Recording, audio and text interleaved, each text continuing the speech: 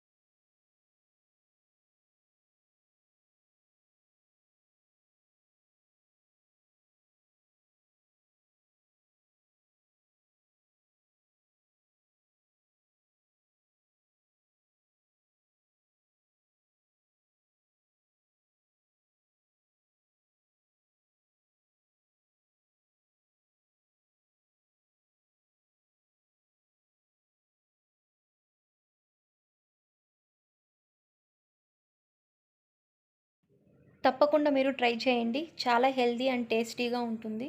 Rainy సీజన్స్లో ఇలా చేసుకొని తినడం వల్ల జలుబుకు ఉపశమనం లభిస్తుంది. నా వీడియో నచ్చినట్లయితే ప్లీజ్ లైక్ చేయండి, షేర్ చేయండి, సబ్స్క్రైబ్ చేయండి. Thanks for watching.